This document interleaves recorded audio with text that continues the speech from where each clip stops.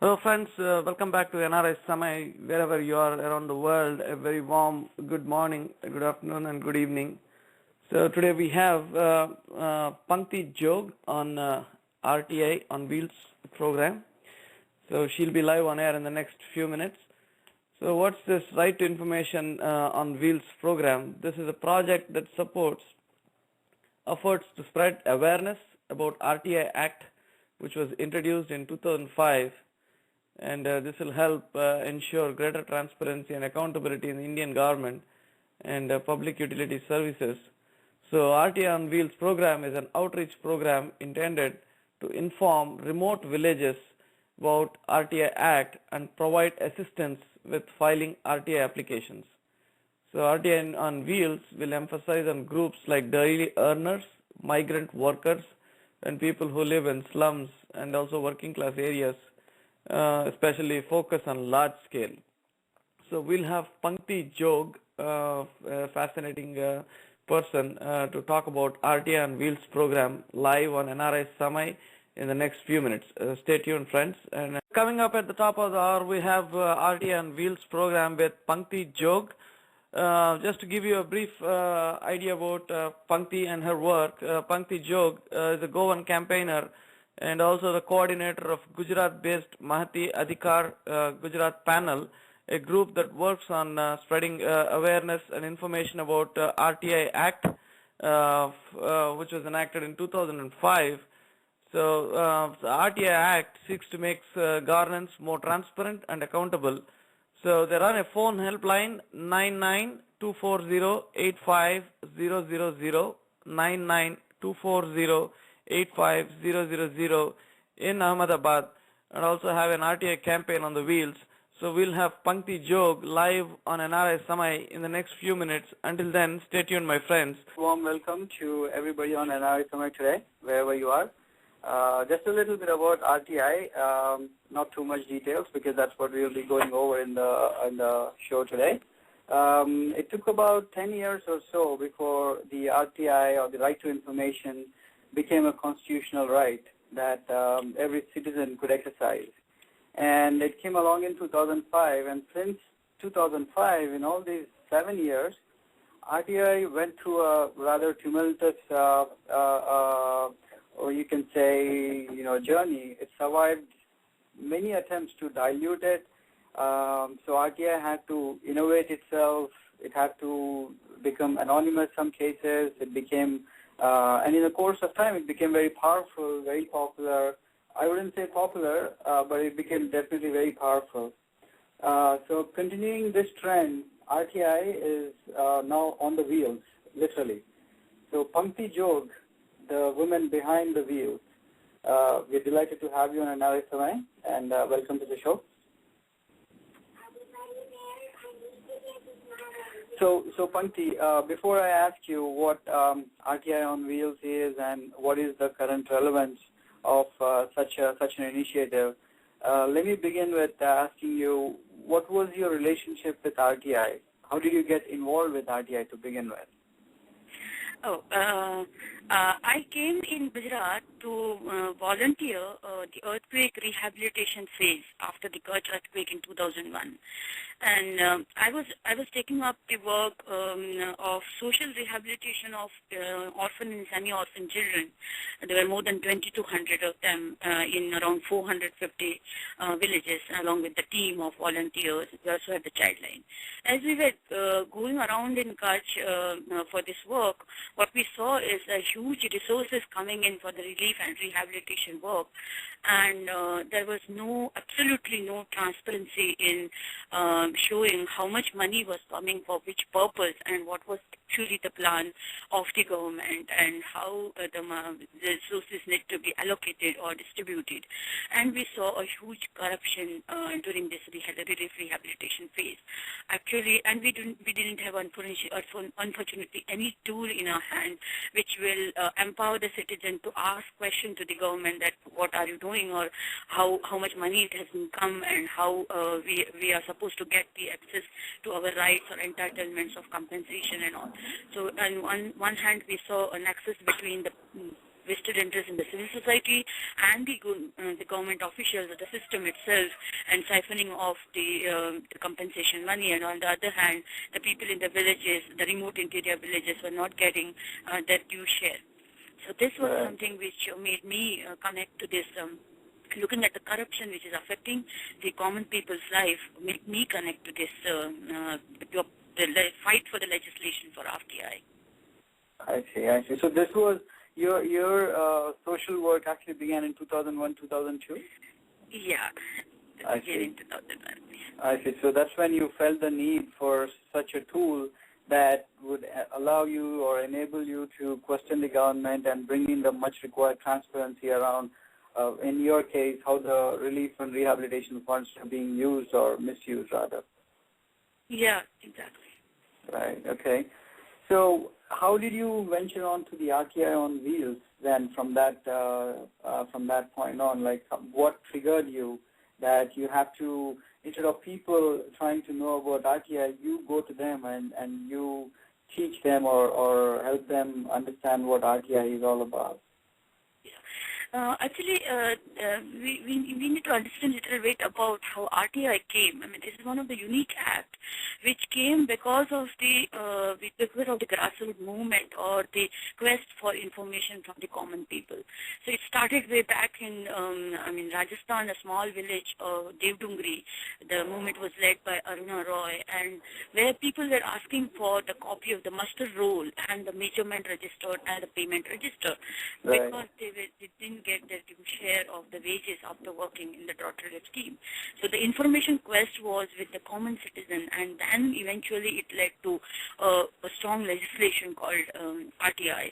And that's the beauty of this act, and that's the silent feature too, where every the section, the subsection has come or is drafted by looking at what a common citizen will look into the information from the system.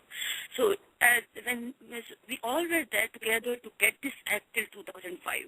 So once we had this legislation, then the onus lies on all of us that how can we take this act to that last common citizen or the last woman in that village.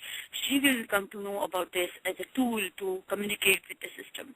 And that's where actually we came up with various such innovative programs, you can say, like RTI Helpline, RTI On Wheels. We have little clinics which will take this law in a very simpler manner to the last citizen in the row. Right. So what exactly do you do on this RTI on Wheels? Like, you understand you travel to the villages and looking at the pictures that we were able to find on Google, you have a vehicle that's equipped with all necessary communication equipment there. So what exactly do you do? Can you just walk us through, like, you go into a village and what happens from there on? Yeah. As I said, RTI on Wheel, the concept itself came because we were getting some calls on the helpline from the rural areas, and the calls from the rural areas were more than compared to the urban areas, or the calls from the marginalized communities were more from that of the other class in the society. So, and they used to narrate us the story of the villages where they cannot just go and question anything to the panchayat. There is no transparency. Don't know how much money is coming for the development and where it is being spent. But the only thing they can see is the injustice. And then when they go and complain, there is silence on other side. So there is no grievance redressal mechanism or no accountability for even answering the complaints which has been put by the citizens. So these are some of the situations citizens were describing us on the helpline, and then we thought that can we have something which can reach to the communities, and it can take this act in a very simpler manner in terms of multimedia tools, and wherever we can have internet, and we can do the hand-holding of the citizen to actually help him come out of his house and fight for his own rights as a citizen in a democracy. So that's where this the idea of RTI on Wheels came, and it also gave us two meaning, that it is a wheel, so it is now giving wheels to this act, and which is reached to the unreached areas, and it is also giving us speed, because this is something which is important to combat corruption at the grassroots level. So we cannot cannot just wait for years and years that slowly it will go down to the villages. So we need to have that speed. So RTI on Wheels is actually talking of two things, reaching to the unreached and with that speed. So that was the concept. And we go to the village, the RTI on Wheels is a vehicle which opens up from all three sides, and it has a multimedia screen inside and a volunteer sitting inside who is talking to people or interacting to people about what are the questions they face in their daily routines, and how they communicate with the system, and what is the response of this bureaucracy or the system. And the system starts from the village. We have village Anganwadi, which is for 0 to 6 year kids to get nutrition food and a small kind of education. We have a ration shop in the village, which is delivering us a ration at the subsidized rate. We have Panchayat, which is taking care of NRI and the development work. So we have school, that is another public authority, and we have public health center. So our government setup starts right from the village, and we try to understand how people communicate with this government setup and what are these questions people are facing for.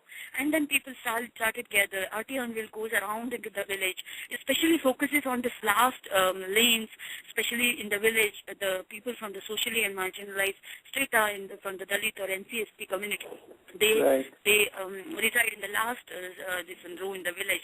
So we go to those village areas and we just talk about that in a democracy, it's a citizen who has the power in the hand.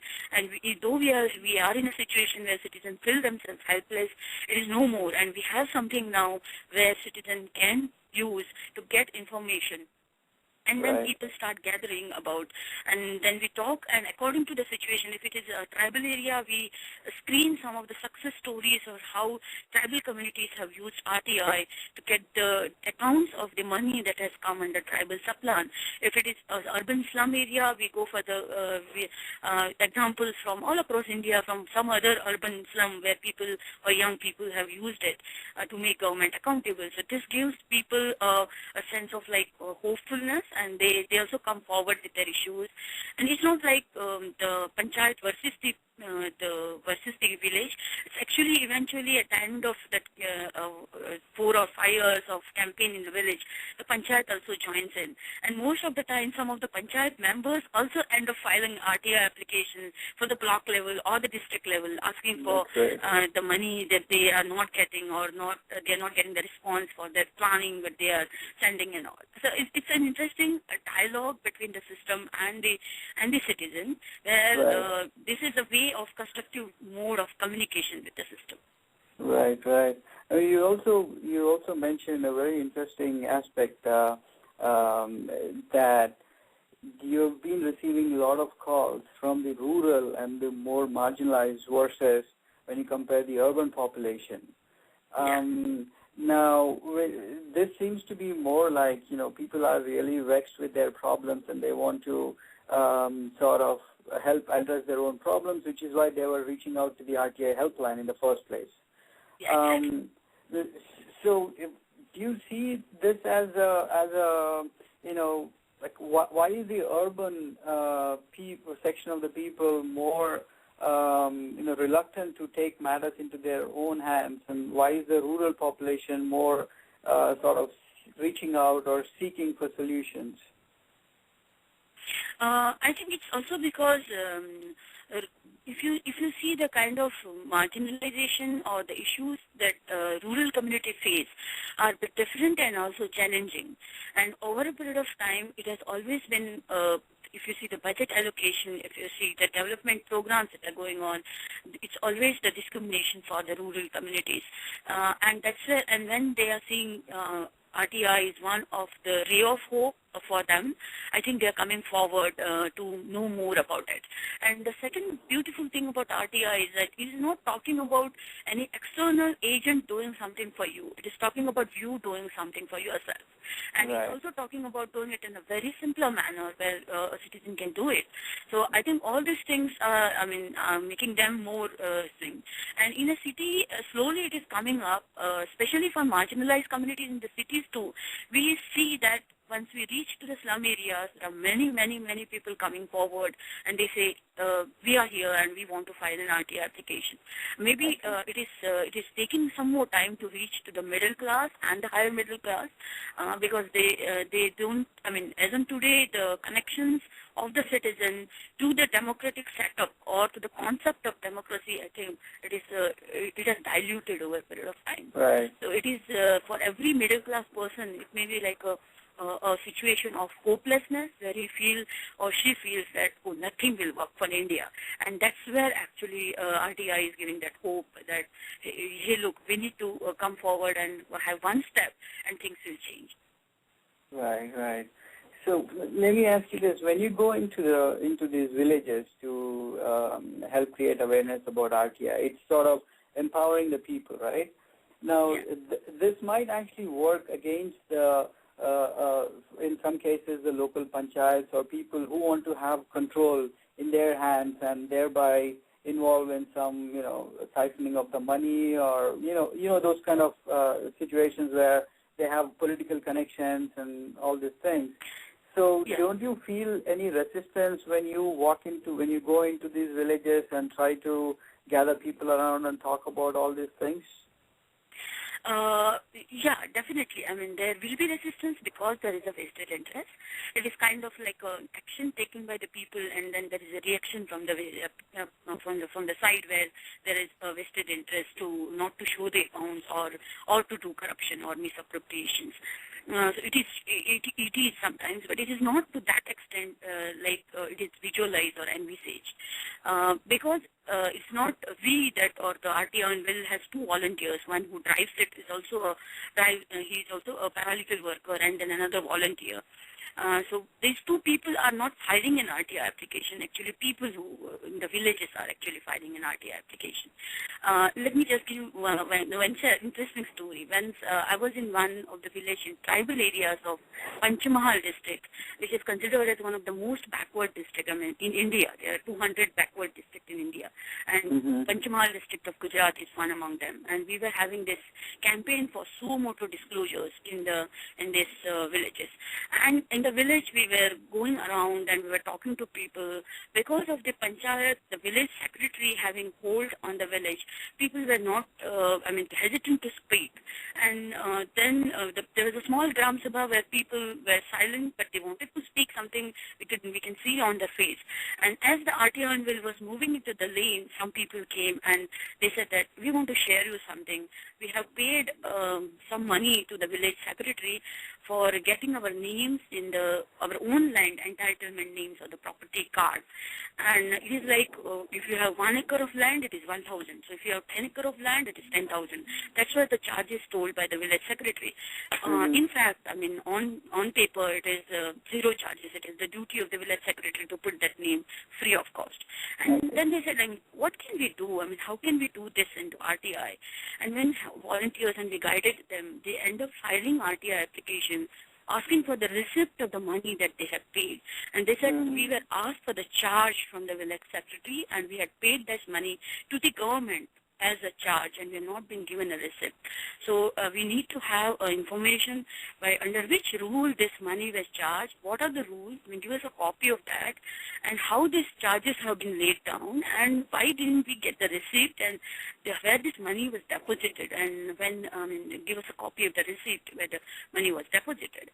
And this was something which government couldn't answer a single question because this was a bribe taken by the village secretary. Yeah. And he himself been PIO, and he himself has taken a bribe. But at the end of 5th day, he came to the people and he said that I'm having a Gram Sabha and you come over here. He came with entire money he had taken. It's more than 44,000 rupees in a small village. He came along with interest calculated on that bribe, and in front of everyone, he apologized and he got some elderly people in the village and they said, this is why a mistake, I will not do it and you take this money. The first time in village's history, the money which was taken, given for the bribe, were received back with an interest. Right. And then the work was of the putting entries in the property card were done without cost. And that's where actually again RTI On Wheels came in and we had a dialogue and he said, can we put this now disclose on the panchayat's wall that these are the work will be done free of charge, and these are the work will have 10 rupees or 20 rupees, 100 rupees fees, and these are the rules, and anybody if you want to see the rules are there with the village panchayat. So at least in that village, people will not then pay a price because it is written in the panchayat it's done free of cost. So that's where actually it creates a difference. Like people using RTI definitely put pressure on the government to become accountable. At the same time, they also cooperate at one point of time, and then also make system cooperate with them, and eventually it is leading to a transparency. It is kind of a situation where farmers have a crop in his farm, and there is also a weed in it, and he is removing a weed, but he do not expect that after removing the weed, all of a sudden the next day the crop will be giving him a better result. It will take some more time because he has removed the weed. The nutrition what he is putting will be directly going to the sapling and not to the weed. So RTI is actually removing this removing the practice of eating up development money in terms of bribes. And these are these petty bribes every person in the common citizen end up paying, and that is affecting his own life standard and his own development. Right. So in this process, this is a very fascinating story that you shared with us. When you deal with these kind of situations, do you ever get any threats from the people you are dealing with, or when you do get, how do you handle those kind of situations? Because we have been hearing or reading rather, incidents where RTI activists were injured, or in some cases they were even killed. So is this like a constant threat that you have to keep in your mind when you're dealing with this, or this is like over exaggerating the situation? In last 6 years or 7 years, more than 6 crore people have used RTI. And I think few of among we have stories where people were threatened or people were, physically, there was a physical violence and all. So overall, it is not the ratio as we were thinking, because the initiative from the common citizen is actually threatening the system and not the citizen. So most of the time we have seen that a common citizen entering into panchayat with an RTI application, the village secretary, moment he sees with an RTI, he looks into the RTI application, the village secretary, he feels threatened and he feels scared about it because he is accountable. But when the vested interests are more, so for example, when a common citizen or a citizen is going forward and questioning some of the very sensitive issues like illegal mining, the corporate corruptions, or the huge scams where we have a nexus from village level till maybe the state level, there are chances that the reaction from the other side, because there are huge many vested interests and they all get together then against the citizen. So it is like you have a citizen with an RTI application and then the other side many people getting together against you. So that is the situation where citizens need to be a bit careful. It is like as we have a load-bearing structure for a building, it is something like a pressure-bearing tactics or a structure for a citizen that he needs to create. So when you are going for an issue which is having huge vested interest or corruption, it's better that instead of filing one person RTI and instead of asking all the questions which will unearth or which will make the system uncomfortable in one RTI application, we can actually divide it into various people filing RTI in that area, and that's where actually citizen is participating. It is not me filing hundreds RTI applications. Actually, 100 people should file an RTI application because that will give their participation into the democracy and governance, and that's where actually we have started this initiative from our organization called Mass RTI Applications to tackle such issues. So when it comes to an illegal mining, it is not one RTI activist who is suffered from that. It is people over there actually the farmers, the agricultural laborers are suffering from illegal mining. We only need to be with them to give them a confidence and that hand-holding that they can file an RTI and ask for the records of how this mining is being checked by the government, who are those officers coming and monitoring and all. So if 100 people are filing RTI applications, it has really become difficult for vested interests to go and threaten all the hundreds and looking into them, where are they and all. So this is one strategy which we use for filing mass RTI application. Second thing which we promote is RTI is not a weapon, but since it is giving a power, it is being used as a weapon sometimes, and that is something which is need to be checked in, because though the percentage is very less, once we are trying to use it as a weapon, it is giving us a reaction as a weapon. It is a tool for governance. It is a tool for improvement, and in fact, I must say that the great grandson of Mahatma Gandhi, Gopal Krishna Gandhi, he was a governor of West Bengal, and the second anniversary of RTI, he said RTI is a tool of satyagraha, and it will bring truth in the light. And Mahatma Gandhi had given us a tool and that gave us a freedom, but it is also giving us a responsibility. So every RTI application is giving a responsibility also to that citizen. And I think interestingly, our rural communities and the common citizen are equally understanding their responsibility. I have never seen an RTI application from a person in the village who is asking for something of 50 years or something of 200 questions in one RTI application. What he or she may be asking is that what are those rules and regulations for housing schemes? What are those rules and regulations for maybe other welfare schemes like disability, pension? What are the money that has come from village? So the information, actual need of information for the common citizen and for this development or improvement is very simple, and system has that information with them. So it is not actually creating any kind of thing. The third thing which we need to understand that, again, the Gopal Krishna Gandhi has said that कीचड़ को कीचड़ से नहीं धोया जा सकता. So RTI has to be used by clean hands and clean thoughts. We cannot use RTI to blackmail the system and have share in the corruption what they are doing.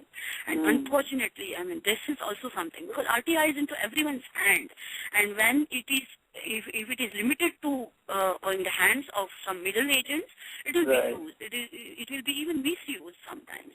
So when it is reaching to the common citizen, they are using it for their daily petty issues with the system, and they are also using it as a grievance redressal mechanism for that source.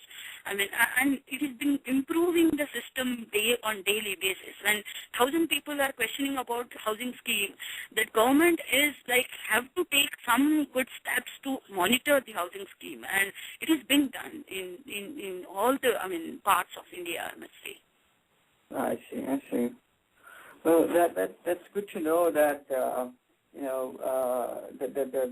idea behind filing these, or people should be aware of the sensitivity around the information that they're trying to seek, and use the appropriate means to avoid any sort of these kind of personal vendetta or any threats they might end up receiving. So along the same lines, given you said it's been 6-7 years, right, since you've started the RTI On Wheels campaign? Yeah. And from your experience, you feel this is an extremely powerful way to reach out to the people. And in your own words, you said you want to go to the last lane, the most neglected or marginalized section of the villages, and get them out. Yeah. Did you try to reach out to the government or the authorities there to help them understand, or even pressurize them to sort of support your initiative so this can be extended to other villages, other cities, other states? Yeah, definitely. Our organization, since we had this act in 2005, we thought this act has two sides. One is demand and one is supply. So supply information is from the bureaucracy and from the government, whereas demand is from society, civil society. So we need to understand that we need to work on both the sides. So whatever tools we have, like RTI Helpline or RTI On Wheels, it is working with both the sides. So we got around 25% of our calls on RTI Helpline are from the bureaucracy. are from the officers who either want to understand RTI to answer the questions, or they either want to file an RTI within the system. It's also RTI on Wheels when we launched. In fact, it was a concept, and we wanted to launch it as a tool to not only of RTI, but it can also reach to the communities with an information of NRI, that is National Rural Employment Guarantee Act. It can reach to the communities with information of all these welfare schemes and the development plans and the implementation regulations. So this is something actually a tool to disseminate information too. At the same time, this tool for empowerment of the communities. So we launched it in fact jointly with the Information Commission and the State Training Institute and my organizations in way back 5 years back. And then then we realized that there are many people in the system who also wants to clean up the system or want to make it effective, transparent, and accountable. So there are many officers who actually call up RTI Helpline and they say that, can you send your RTI on Wheels to this public hospital, and can you stand in front of the public hospital for 2 hours and give a message to every person who is going inside and coming out that this is an office which is run by our money. So it is our office. It is not someone's like, we should not have this kind of this side and that side situation. And this office is accountable for us. So you please do not pay bribe for getting your work done. You have an RTI in your hand and you can use that. You can ask them why the work has been delayed or why the medicines are not there in the store if it is a public hospital. So interestingly, RTI on Wheels is being invited by the district collectors or many people in the system or the doctors from the public health hospitals, the big hospitals in Ahmedabad and in other cities, where they want an RTI on Wheels to stand in front of the office and give that message that this office needs to become accountable and transparent for people. And every person who is going inside have now two choices. If he wants to question the government or get information in the RTI, he can do that, or he wants to pay bribe and then add into this corruption business, he can do that. And most of the time, citizens use RTI instead of paying 500 or 1,000 or 100 rupees. And that's what we have seen. So it is actually it's a tool in hand of every person. Forget whether he is in the system or he is in the society, because after all, he is a citizen, and that's why he is in the bureaucracy.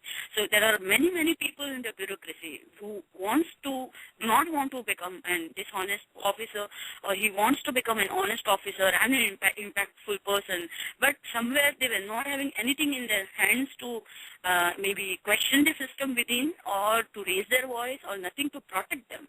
And in fact, RTI is protecting each of these honest officers too, because they can now do away with the pressures that were being from the bosses or from the political side by taking help of RTI and by disclosing the decision-making processes. Right.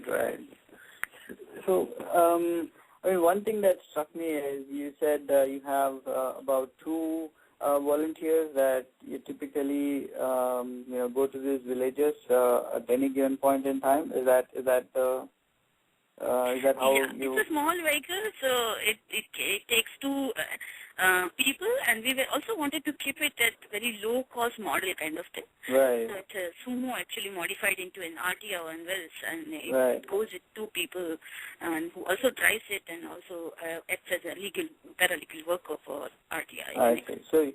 So you have 1 vehicle, or you have multiple vehicles that you? Currently, we have 1 vehicle. And now, because the government itself is like coming up with many other RTI on Wheels, like Meghalaya government, we went over there and demonstrated RTI on Wheels model. And because Meghalaya, they are having a hilly region where they need to reach to people, they also have come up with 2 RTI on Wheels, and they are going into these hilly areas. The government, in fact, actually is running a campaign over there. So there are many other states also coming up with the civil society groups too and the government to use such tools like RTI on Wheels. So we are thinking of now having, because it's so much of demand to go into different parts of the country, we are thinking of having another vehicle, because this was the first one where we have also learned how this tool can be more effective in terms of energy. It can have a solar panel, so that some of the things, like we have multimedia and the public address system, and also sometimes in the internet access and the computer and the small office inside and the library can be run on renewable energy like solar energy and all. So the new vehicle which we are thinking of putting it next year, maybe having the bigger vehicle with having some more facilities for citizens to use. I see. So typically, like you might be having some expenses, right, on a monthly basis, recurring expenses. You have to take care of the, at a minimum, the fuel costs or the maintenance costs and, some other sundry expenses that you might have. And it's not like, a Salman Khan movie that you're playing in the villages where people buy tickets and come watch the shows. So how do you sort of sustain, or what is your model for helping this whole initiative from a financial point of view? Yeah. This RTI On Wheels has been, Aid Association for India's Development helped to form this RTI On Wheels, and then we were thinking of like how we can do it more sustainable manner. And when it is being called in the villages by the Gram Sabhas, most of the time villagers contribute for the fuel cost. I must really appreciate the people, how they are contributing. It's a small contribution maybe, but every villager contribute in terms of like the fuel cost, because they invite, most of the time they invite RTI On Wheels by calling an RTI helpline, which is again not a toll-free helpline, and they put ₹1 coin and then they call the helpline. Right. So it is not, we are not looking out for something which will be like free of cost. It will be like a small charge where citizens pay. And sometimes we do a proactive campaigns in some of the areas where we are not getting calls or getting less calls. And there we take help of some of the people or donations. We also have resource material for it's a very simpler versions of RTI. It's also giving ready to reference material and RTI applications for various issues, and all this material is not free of charge, but people contribute for that. So we have a small booklet called 6 Steps of RTI, and it's translated into various languages too. It's a small pocket book where the citizen pays ₹2 and he purchases it or she purchases it. Then he keeps it with them. Whenever they go to the office, in fact, they use it or they show it to the officers. And sometimes even the officers are not having an RTI booklet, and the citizen going and telling them or showing it to them. So this is a material which has been actually, people contribute for it's a material. There is one way actually our organization, Mahiti Gujarat Pahal, sustains. We got a whole band of volunteers, which I must say in last 6 years, they are so committed for this movement. They are students, they are daily workers, they are ex-government officials, they are housewives, coming from different occupations. Like we have the agriculture workers and we have rickshawalas. They all are volunteers to this movement, and we have a huge volunteer band in now also is extending to Rajasthan and Maharashtra and other states like Karnataka too. And they add on to this. So this is like we do not have a human resource component cost more into that. And then some of the friends who wants to contribute to this. So as on today, it's because of the aid and some of the friends and the people's contribution that we are going on. I see. So if I were to, let's say, if I were to start this initiative in Delhi, or let's say in rural areas around Delhi or in Hyderabad, what would it take me to get this initiative started? And I understand in this case, the RTI Helpline has been the sort of the trigger for the RTI On Wheels, because you have been receiving a lot of calls, and hence you felt that this is the way to go to them and be more effective in translating the RTI or its effectiveness. So how would you say that I am starting from scratch, right? So I'm starting from scratch. is it possible that I can start this initiative on my own? Yeah, I think because this is Citizens Act, and every citizen actually has to become an RTI user and an activist and then a change agent. Anybody can just start an RTI himself as a person who is spreading awareness on RTI. If one needs to make something called RTI On Wheels, it can be anything right from the car till auto rickshaw and anything like tempo or anything like sumo. It can be any vehicle which can, actually vehicle is only like because you can pack it and go to some other place. Or Right. Sometimes it can also be a small cart where you can just put in and go and make a thing. In fact, some of the groups in Gujarat are also having this called RTI legal camps, where they just take the material over there and have a small table, and then they set up a RTI legal camp, where the pamphlets and the basic handout of the pamphlet is the thing which you are reaching it to the citizen, which is giving a very simple, putting a very simple question and also reflecting the issues of how citizens are facing it. Like, for example, we are going in urban areas, the basic issues where urban slum face are about water supply, the drainage, and not getting their government schemes and the ration and the kerosene, and then other, issues with the government system. So these are some of the issues which you will come to know, and you have to start addressing from there. And the material on RTI is available even on our website, which is free for everybody to download. We also share the designs for how we modify this Sumo into an RTI vehicle, so that any group in any of the cities in India can use this design to just modify any vehicle into RTI On Wheels, and what are some of the basic components, like having a small library inside, or having already RTI applications inside, and how to design it in such a way that the backup time and the back-on time is also reduced, and you can immediately go and have small short outreach programs.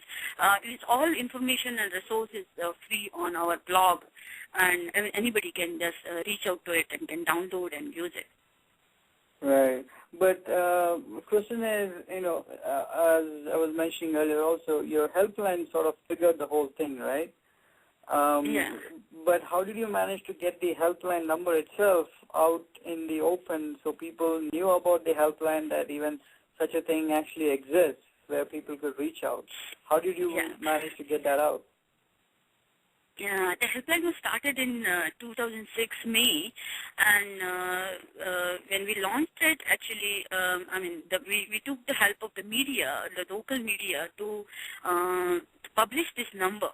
And today, and also the Doordarshan, which reaches actually to the remote area. We do not have channels over there, so the Doordarshan, the All India radio, this radio which is again used in the rural areas and interior, like we have fishing communities, salt making communities. These all are like tuned to the radio.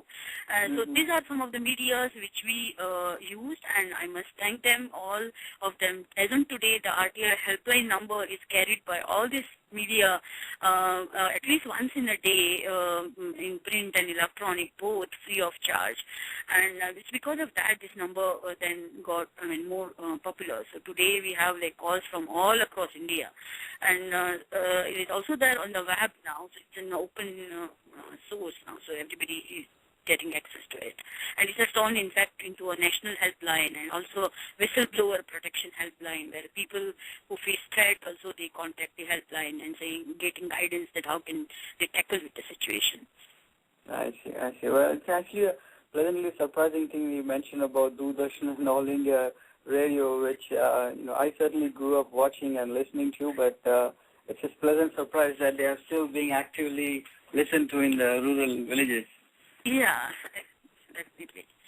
Yeah. That's good. In fact, there is a mode of communication for them, and we had this live program on RTI where people can just dial a phone and ask for their queries, and the resource person will answer it. It's a live phone-in program both on All India Radio and Doordarshan, and that's where, in fact, in the rural areas of Gujarat or in Maharashtra, Madhya Pradesh, if you go, they will not know what is RTI or Right to Information word, but they will say Janne Ka Hak, that is right to know.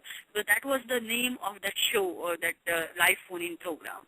So Right. it is actually, it's initiative of the media and the civil society and the tools like RTI Helpline On Wheels that it has become really a popular act. One of the act since 1947 that in such a short period of time it is becoming popular.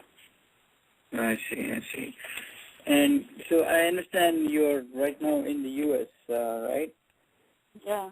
Yeah. So what brings you to the U.S.? Is it related to your RTI on Wheels initiative, or any other work that you're trying to take up on behalf of RTI? Yeah, I'm here for a month trip in U.S. visiting various cities and visiting various chapters of an organization, U.S.-based organization called Association for Democratic Reforms. I think Ravi Kuchimanchi, the founder of the thing, was also on NRI Samay some days back. And the organization is also associated with the cause of anti-corruption movement, and they are also supporting RTI and Wheels and other such initiatives at the grassroots of empowering common citizens and to bring good governance. So I'm here to talk to various chapters, and I'm also meeting people in U.S., the NRI in U.S., and to share with them these grassroots stories of how common citizen is now participating into the democracy, and they are making democracy more meaningful. So things are changing, and in last 6 years it has really made a change. If you see some of the most impactful programs like NREG, we have National Rural Health Mission, and various other schemes which are like tribal supplant. It has really made a difference in terms of accountability, transparency, and setting up good governance practices.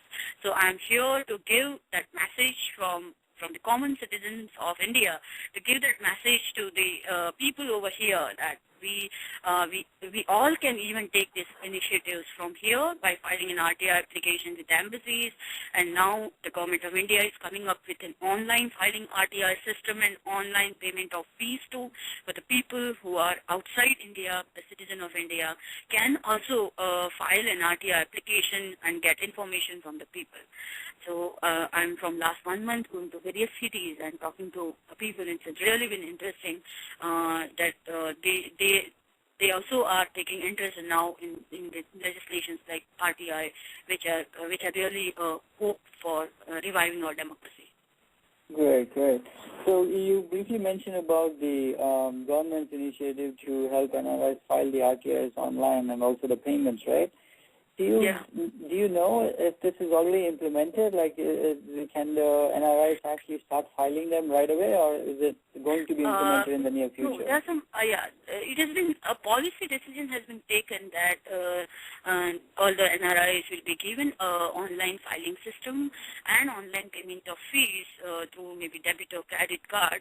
I think some technicalities to be worked out, and it will be within few months it should be working. The decision on the government part has been taken, so the next process is on. I see. Well, definitely, I think there has been very, I would say, very positive and very encouraging response to the RTI initiatives in India. So hopefully NRIs here also will start making use of these various websites and other provisions that the government is trying to implement in the near future. So all the listeners, something to look out for in terms of solving your own issues. So Pankti, before I let you go, the RTI on Wheels program right now is being implemented mostly in Gujarat, right? It started with Gujarat, but then as I said, since it was a tool and we wanted it to take, the other people and other groups to also take it. So then, within 6 months or so, it became a program outside Gujarat too. So we have extended now it to Rajasthan, Madhya Pradesh, the other like states like Maharashtra, and we may also go to the smaller states like Goa, where the civil society groups are inviting this to have a model campaigns like of thing, so that they can also start. And it is like then sharing on the information of RTI On Wheels and helplines and case studies of Gujarat, and then also helping other civil society groups in that state to come up with something called RTI On Wheels.